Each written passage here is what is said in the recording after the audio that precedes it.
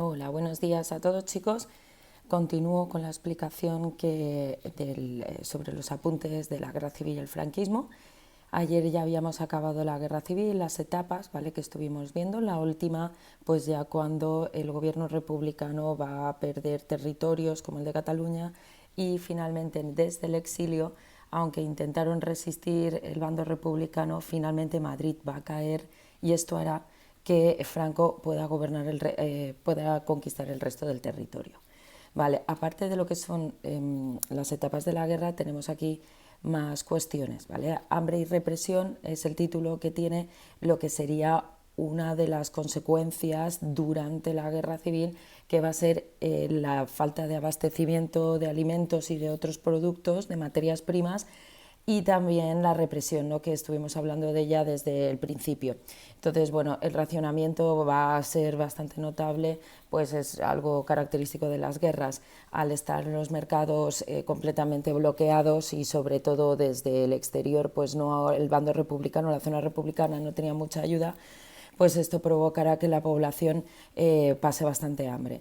Luego los bombardeos, que van a ser uno de los instrumentos importantes durante la guerra a través de las diferentes aviaciones, pero una de las más importantes, pues como ya estuvimos hablando, la aviación Cóndor, va a ser protagonista, ¿no?, bombardeando ciudades importantes como Madrid o Barcelona, que hará que no solo la población esté obviamente en peligro, sino también, a pesar de que existían refugios, va a hacer que pues haya bastante miedo, ¿no?, que es uno de los instrumentos, uno de los efectos de los bombardeos, el crear el desánimo al otro bando, ¿no? Entonces, otra de las cosas características, por desgracia, de esta guerra va a ser las represalias en ambas zonas. Entonces, la violencia va a ser bastante asidua y en muchos casos pues injustificada, a pesar de que bueno, se va a llevar a cabo durante la guerra y también después de la guerra. Entonces va a ser bastante usual, la forma más común fueron los llamados paseos, ¿no?, que lo tenéis aquí marcado, pues que iban a buscar a las personas a sus casas o a otros sitios y les invitaban a dar un paseo. Entonces ya no volvían. En esos conocidos paseos es cuando se llevaban a cabo la ejecución. Muchas de estas ejecuciones pues se hacían en los caminos o en zonas despejadas fuera o a los alrededores de las aldeas o de los pueblos, pues para que no hubiera testigos, aunque las otras personas pues se podían temer, ¿no?, los vecinos, incluso los propios familiares se temían lo que podía pasar. Luego estas personas que eran ejecutadas pues se metían en fosas, normalmente eran fosas comunes donde habían varias víctimas y se enterraban. Y lo malo de esta situación es que sobre todo en el bando perdedor todas esas fosas comunes pues durante los años del franquismo quedan en el olvido y muchas de ellas no se saben dónde están ubicadas, y estas víctimas no han recibido un entierro o sus familiares no han podido darles un entierro. Entonces la situación es bastante triste. Entonces, como os estaba comentando, se va a producir en ambas zonas, ¿vale? En la zona nacionalista, pues las víctimas que se van a ir persiguiendo, pues como ya sabéis, son los identificados con el bando contrario, con el bando republicano, colaboradores políticos, sindicalistas o simplemente por tener esas ideas correspondientes al bando republicano, pues que eran un amplio abanico. Tenemos desde socialistas, liberales, intelectuales y militares también van a ser víctimas, ¿no?, de esta represión. Entonces tenemos que dentro de la zona republicana pues ocurre lo mismo, ¿no? Desde principios de la guerra, como os había comentado, en esa situación más caótica, los bandos o los grupos más radicales pues irán a buscar a aquellos identificados también con el bando nacionalista, con el bando contrario, con el de los militares, ¿no? Entonces no tenían por qué ser solo militares, sino en todo lo contrario, tenemos que incluso propietarios que como normalmente tenían ideas más conservadoras, pues eran víctimas de esta represión. También, como hemos dicho en el otro bando, pues personas correspondientes a partidos políticos de derechas o conservadoras, y también va a ser bastante común lo que es el ataque hacia las personas vinculadas a la Iglesia, ¿vale? Entonces, aparte de lo que son las víctimas, las víctimas por represión en cuanto a fusilamientos o ejecuciones, tenemos también lo que serían los movimientos migratorios, los refugiados y los que se irán al exilio, ¿no? Por miedo a esa violencia o por necesidad, ¿no? Muchas familias vinculadas a la República pues se irán al exilio después de la Guerra Civil, porque durante el franquismo, como continúa la represión, pues ya os comentaba, ¿no? Por miedo a esto. Y luego también hablamos de que fueron muy conocidos los niños de la Guerra Española, que durante la guerra, pues para ponerlos a salvo, pues sus familias con mucho dolor pues los mandaban al extranjero, y muchos de ellos pues no volverán, o bien porque sus familias han muerto, o bien porque después de la guerra va a haber tanta hambre que va a ser difícil mantenerlos, ¿no? Y se quedarán en las familias de acogida. En cuanto a el número, ¿no?, de muertos, pues son cifras que siempre, depende de la fuente histórica o del historiador, pues van cambiando un poco, pero bueno, tenemos cifras más o menos aceptadas, generales, ¿no?, unas cifras generales que nos salen en los libros, pero es muy difícil saber una cifra exacta de estas muertes, ¿no? Entonces tenemos que 145.000 morirán en el frente de batalla, y fijaros que hay muy poca diferencia, y es llamativo en cuanto a las víctimas por la represión en ambos bandos. Y que luego más adelante, después de la guerra, tenemos que como esas víctimas continuarán, o sea, esa represión continuará, pues tenemos también que destacar que entre 35.000 y 50.000, entre 35 y 50.000, serán ejecutados también en los primeros años después de la posguerra. Bien, este es uno de los apartados que tenemos que tener en cuenta, y ahora ya empezaríamos con el conocido franquismo. Como podéis ver, el franquismo pues, va a ser un régimen de carácter dictatorial, ¿no?, bajo las características de la personalidad de general Francisco Franco, que es el líder de la guerra civil, ¿no? Acordaros que os comentaba que sus compañeros generales finalmente lo votan o lo escogen, aunque no todos estuvieran de acuerdo, lo escogen como el líder de la guerra civil, y entonces él se va a posicionar después de que hayan vencido, se posiciona como ese gran líder, como el caudillo, que es el nombre que le van a designar. Caudillo es como sinónimo de jefe, ¿vale? Así que pues sus características, ¿no?, su personalidad, incluso lo que sería su ideología, es la que se va a ir implantando, porque se identifican como dentro del bando vencedor, se van a ir implantando durante los años de la dictadura. Entonces la dictadura veis que es bastante larga, desde 1936 o 1939 hasta 1975, porque desde el 36, bueno, desde el 36 podemos destacar porque es cuando inicia la guerra, y en la zona ya conquistada por los militares sublevados ya se empieza a constituir esta dictadura, ya empieza a construirse, ¿vale? Entonces, como podéis ver, además lo que son los perdedores, que ya habíamos dicho, el bando republicano, pues serán perseguidos y reprimidos y marginados, ¿no? Aquellas personas vinculadas, familiares a los que estuvieron luchando en la guerra, pues también van a sufrir después como una especie de boicot o una especie de marginación. Famosas son las imágenes de esas mujeres viudas, de a lo mejor milicianos republicanos que lucharon en la guerra, que en represalia o como castigo, pues por ejemplo, les rapaban la cabeza, ¿no? Esto, por desgracia, pues después de la Segunda Guerra Mundial también va a ocurrir. Es otro ejemplo, ¿no? Entonces, vamos a ver que de las características comunes a lo que es las dictaduras, algunas ya os suenan bastante, como lo que es la concentración por parte del líder de los poderes. Entonces, imaginaros aquí, durante todos estos años, Franco va a tener un poder incontestable y casi ilimitado, porque es el jefe del Estado, presidente del gobierno, es decir, que concentra todos los poderes estatales.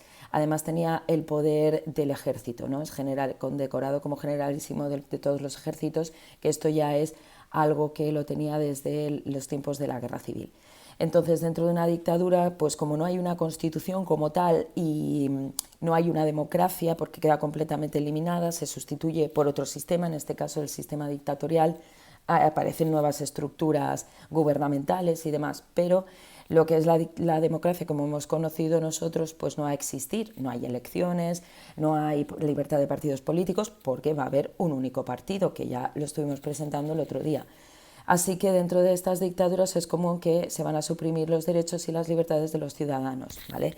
Y en el caso de España, que ya existían los diferentes nacionalismos de españoles, como el catalán, como el del País Vasco o el gallego, en este caso son eliminados, no se aceptan, porque para el bando vencedor, desde el inicio de la guerra y durante la dictadura, se acepta lo único, una España unitaria, una única nación, ¿vale? Consideran que los otros nacionalismos puedan ser elementos que vayan a hacer una división del territorio. Bueno, había una fuerte censura en todos los medios educativos y también informativos. Es más, en este tiempo crearán en los medios de comunicación, ya sea radio, televisión o incluso en el cine, hay un fuerte control de la información y no todo valía desde el extranjero, así que muchas veces se censuraban partes de películas, se eliminaban, se cortaba lo que serían los fotogramas de la película que no querían que saliera o que vieran los espectadores.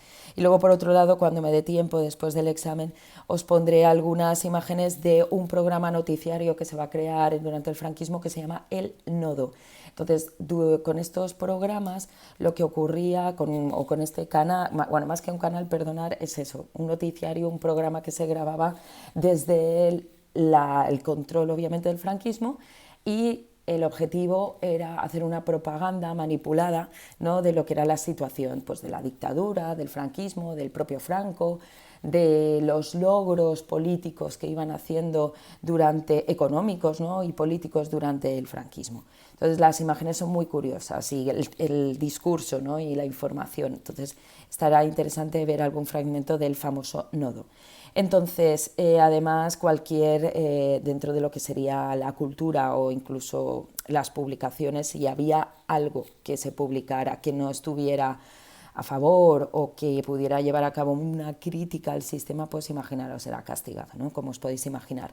Porque obviamente durante el franquismo va a aparecer una oposición, obviamente que se arriesgaban a esa represión y a una persecución por parte de la policía o del ejército, pero habrá agrupaciones arriesgándose en contra del franquismo, ¿vale?, que de eso después hablamos. Entonces estamos con las características, como ya hemos dicho, pues uno de los rasgos comunes a la dictadura: hay un único partido que es el que representa a este bando vencedor, que representa a esos grupos de apoyo y que van a tener una fuerte influencia sobre la sociedad. En el caso de España, pues ya lo habíamos hablado, el partido único que concentraba a los partidos políticos que apoyaron a Franco se llama la Falange Tradicionalista Española y de las Jons. Entonces, al principio de corte fascista, porque tenía incluida la Falange, ¿vale?, la Falange española, acordaros de José Antonio Primo de Rivera, pero después de la Segunda Guerra Mundial, que ya lo hablamos, pues por conveniencia para Franco no tener problemas con los países aliados que habían ganado la guerra y habían eliminado a los fascismos, pues le van a dar otra connotación más de carácter católica, ¿vale?, católico nacionalista, es como se van a identificar, y pasará a llamarse más comúnmente como el Movimiento Nacional. Entonces, donde igualmente encontramos esos mismos grupos, lo que les llamamos las familias de Franco. Entonces, acompañando estas características, vosotros pensar que lo que eran los sindicatos libres que vinculados al movimiento obrero que nosotros conocíamos van a desaparecer, igual que en otras dictaduras, y se crea un único sindicato que está controlado por parte del Estado franquista. Ese sindicato aúna a los trabajadores y a los empresarios o a la patronal, y este sindicato vertical o este sindicato único de lo que se encarga es de implantar las condiciones o las relaciones laborales entre unos y otros, entre empresarios y trabajadores. Entonces, por ejemplo, aquí no va a haber libertad de huelga o de manifestación, y si habían, porque durante los años 50 hubo, pues estaban completamente prohibidas, eran clandestinas y eran reprimidas, no se podía manifestar. Entonces, ¿qué hacían los trabajadores? No tenían mucho margen de negociación, la verdad, pues tenían que aguantarse y aceptar las condiciones que les imponían.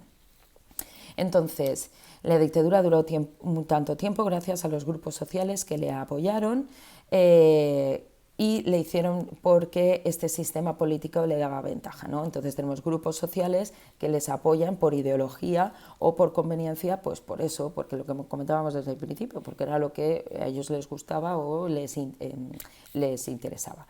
Los grupos más importantes que van a apoyar y que van a ser los pilares del franquismo es el ejército, que además va a tener un papel fundamental, va a tener un amplio presupuesto, y las personalidades más importantes del ejército pues estarán vinculadas también a la política, ¿no? Es decir, el propio Franco era militar y era el jefe de Estado y todos los que concentraba todos los poderes, pues sus compañeros también van a estar en los entresijos del poder, ¿vale? En todos los aspectos. Luego la Iglesia Católica, que es muy importante porque ya estuvimos hablando del papel fundamental, ¿no?, durante la guerra, que les va a ofrecer, les blinda el apoyo, lo que serán las altas capas de la jerarquía eclesiástica. Les interesa porque los militares, al tener esas ideas conservadoras, muchos de ellos eran católicos como Franco, y entonces si este bando ganaba, el bando de los militares, la Iglesia se aseguraba que en el futuro iban a preservar sus privilegios y su influencia, no como en la Segunda República. Así que la Iglesia va a tener, como decíamos, unos amplios privilegios, aparte de un mantenimiento por parte del Estado, ¿no?, un presupuesto alto, también influencia en la sociedad y en la educación. Se encargaban de las vías educativas, sobre todo en cuestiones de educación primaria. Y luego, por último, pues los propietarios, empresarios y demás son también los que les interesa este nuevo sistema franquista, porque está alejado de lo que serían las corrientes socialistas, que no les interesaría. El franquismo, como tiene bastante desarrollo, ¿no?, hemos visto que dura muchísimo tiempo, pues obviamente durante todo este tiempo digamos que va a ir cambiando algunas cosas, como que tiene un desarrollo, una evolución. Así que digamos que podemos dividirlo en dos partes, del 39 hasta mediados de los 50 y luego a partir del 59 hasta la muerte de Franco en el 75, que ya sé que aquí no os lo especifico. Pero en lo que es la evolución del franquismo es muy importante lo que son los aspectos de la situación internacional, es decir, que influye en el franquismo y a España lo que es la situación internacional. Al principio, pues al inicio sufrió un bloqueo internacional tras la Segunda Guerra Mundial, porque todos los países, desde la ONU, ¿no?, los países democráticos no aceptaban este franquismo o esta dictadura de corte fascista en España. Pero cuando acaba la Segunda Guerra Mundial, ojo amigo, la situación cambia. Ya sabéis que empieza la Guerra Fría, el mundo se divide en dos bloques, y en el caso del bloque de Estados Unidos, como no quieren nada que tenga que ver con los comunistas, ¿no?, pues en este caso, además, Franco es anticomunista, antisocialista, y a pesar de que sea una dictadura, ahí vemos que durante la Guerra Fría los americanos, ¿no?, Estados Unidos, se acerca a lo que es al propio gobierno de Franco. Entonces se inician unas relaciones internacionales de diálogo, de amistad, donde los estadounidenses van a proponer una serie de ayudas económicas a Franco a cambio de que en España pudieran crear bases militares. ¿Con qué objetivo? Pues ya os podéis imaginar. Pues Estados Unidos, si tiene bases militares en España, controla una zona del Mediterráneo y está más cerca de lo que es Rusia, ¿no? Entonces, eliminan los rasgos después de la guerra civil, de la Segunda Guerra Mundial, eliminan esos rasgos fascistas, como habíamos hablado, y pasa a llamarse el Movimiento Nacional. Y ya durante los 50 irán retomando el contacto con el exterior gracias a la Guerra Fría, ¿no?, a causa de la Guerra Fría, como podéis ver aquí. Tenemos que durante las dos primeras décadas, como os decía, en esa primera etapa se destaca que España va a sufrir una importante crisis económica, pues porque al estar aislado y al haber estado durante los años de la guerra todo bastante paralizado, tanto la producción en el campo o las fábricas o incluso el comercio, pues es una época de mucha miseria y mucha hambre. Además, al principio del franquismo se empeñaron en llevar a cabo o en defender un modelo autárquico. Acordaros que querían tener la autosuficiencia, pues para no ser dependientes del extranjero. Pero la realidad es que esa autarquía no va a poder ser real, porque a España le faltaban productos que tenían que ser del extranjero, como el petróleo. Sin embargo, al final la situación de la autarquía es un poco forzada al principio a causa de ese aislamiento, por parte de los países después de la Segunda Guerra Mundial, ¿vale? Luego las cosas empezarán a cambiar económicamente a partir de los 60 gracias a gracias a la Guerra Fría, ¿no? Pues España empieza a tener relaciones con el bloque capitalista, con el bloque de Estados Unidos. Pero bueno, en los primeros años, ya os digo, va a ser común la cartilla de racionamiento, la falta de alimentos, va a ser bastante duro, ¿no? por esa falta, uy, acabo de borrarlo sin querer, ¿vale? Por esa falta de productos, como os decía, pero en todos los aspectos, materias primas para la industria, entonces ya no solo productos alimenticios, sino de primera necesidad, como ropa, calzado y otros productos. Después, que tenemos que a partir de los 60 va a haber un crecimiento económico, pues gracias a lo que va a ser las inversiones extranjeras, lo que es el intercambio de productos. Hay un cambio total en lo que es la línea económica. Acabará desapareciendo la autarquía, ¿vale? Y hay una mayor liberalización con el extranjero y liberalización económica, ¿vale? En general, las inversiones extranjeras. Aún así, la situación no era del todo fácil ni tampoco ideal, porque había muchísimo paro. Fijaros que de lo que fue el campo, mucha gente se movilizó de la pobreza que había en el campo y por eso se produce un éxodo rural y se van a las ciudades. Y en las ciudades, pues tampoco os penséis que había trabajo para todos, así que mucha gente se va a ir al extranjero, dejaban la familia en España y desde el extranjero, que tenían contratos laborales, pues en fábricas como mano de obra y en otros aspectos, o en el campo mismo, pues iban a Francia a hacer la vendimia, pues luego volvían, ¿no? O mandaban el dinero a sus familias desde el extranjero, y eso va a ser muy positivo para España, porque esas remesas de dinero extranjero pues al final son divisas que venían a España y eran necesarias, porque a España le faltaba liquidez. ¿Qué más tenemos? Que durante los años 60 va a haber un gran boom en el turismo. Los extranjeros les salía muy bien venirse a España de vacaciones, era barato, el clima, era todo muy exótico, ¿no? Porque era como una España anclada en el pasado en muchos aspectos. Y entonces eso va a traer muchísimo dinero, ¿vale? Y va a provocar que haya un crecimiento en el sector terciario, en el sector servicios, construcción de hoteles, de servicios de restaurantes, de transporte, de carretera, de un montón de cosas. Y también esto empujará a que haya un crecimiento en la construcción, ¿no? Un crecimiento urbanístico que va relacionado en las ciudades con lo que es la construcción. Y esta apertura y el hecho de que haya más extranjeros como turistas y demás hace que también haya ¿cómo decirlo? Una modernización de la sociedad, ¿no? Hay nuevos valores sociales, las nuevas generaciones también que han nacido después de la Guerra Civil, pues ven en el extranjero las libertades y todo lo que hay, y también tienen una mentalidad, como os digo, con ganas de cambio, con ganas de una mayor democracia. Esto hace que los jóvenes, desde diferentes organismos, desde partidos políticos que no eran permitidos, pero eran clandestinos, o sindicatos, o desde las propias universidades, pues empiecen a crearse grupos de oposición a lo que es el franquismo, ¿no? Que pidan el cambio. Entonces, durante esos últimos años del franquismo, si estamos ya en la década de los 70, cada vez hay más agitación, ¿no? Cada vez hay más voces en contra del franquismo y de una voluntad de cambio hacia una democracia.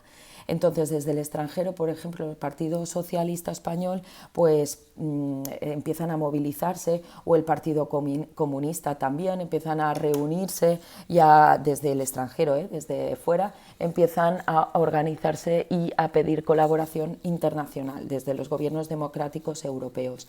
Pero también tenemos que tener en cuenta que, aparte de todas esas agrupaciones que se van creando en contra del franquismo, también aparecen agrupaciones terroristas, ¿vale? Como aquí tenemos ETA, que es de las más conocidas, que acordaros que querían la independencia del País Vasco, ¿de acuerdo? Llevaron a cabo actuaciones importantes, como fue el asesinato a un líder, al que era el presidente del gobierno en el 73, que era Carrero Blanco, que era como la mano derecha de Franco, y en el 73 Franco, como ya era muy mayor, tuvo que delegar algunos de sus poderes, como la presidencia del gobierno, a este militar, y que ETA va a perpetrar un atentado muy llamativo, porque volaron el coche por los aires después de haber colocado kilos de explosivos de forma subterránea en la carretera por donde sabían que diariamente pasaba Carrero Blanco, ¿no? Madrid, y nada, cuando sabían, justamente estaban viendo cuando el coche pasaba por la zona donde estaban colocadas de forma subterránea, como os decía, los explosivos, y la detonaron de forma manual. Entonces esto fue uno de los atentados más conocidos y causó mucho impacto. Por desgracia, ETA en los años posteriores, incluso tras la muerte de Franco, con el nuevo gobierno democrático, seguirá perpetrando atentados bastante terribles. Entonces, durante estos últimos años, aunque como iban apareciendo cada vez más oposición, el gobierno franquista, a pesar de que se había abierto en algunos aspectos, como en la censura, en las cuestiones de la religión, sin embargo, sigue habiendo las principales características de la dictadura, sigue habiendo una fuerte represión y las condenas a muerte por ideología política. Entonces, ya acabando con lo que es este punto, que no os quiero torturar más, que al final me va a salir un vídeo demasiado largo, pero bueno, aquí lo tenéis, ¿vale? Era mi deber y así me quedo más tranquila explicándolo un poco el contenido que nos faltaba, ya que hemos sido un poco ahogados con el tiempo. Aquí tenéis al final, ¿no? En el 75 la situación de salud de Franco, que era bastante mayor, estaba ya muy debilitada. Los franquistas intentaron dejar la dictadura que permaneciera, con el que iba a ser el sucesor de Franco, que ya lo habían anteriormente ya lo habían creado una ley, la ley de sucesión, y que dejaban al cargo a Juan Carlos I, nieto de Alfonso XIII, ¿no? Ya lo estuvimos hablando en la explicación de las clases. Pensar que el padre Juan Carlos I, que era Juan de Borbón, tuvo que negociar con Franco, a pesar de que Juan de Borbón reclamó legítimamente el trono. Franco no quiso, porque no se llevaba bien con el padre Juan Carlos I, ¿no? Con Juan de Borbón. Finalmente acordaron que sería Juan Carlos I quien sustituiría a Franco después de su muerte. Pensaban que iba a conservar las instituciones franquistas y que así iba a tener continuidad, pero no va a ser así, ¿vale? Y como ya sabemos, se iniciará el proceso de transición hacia la democracia.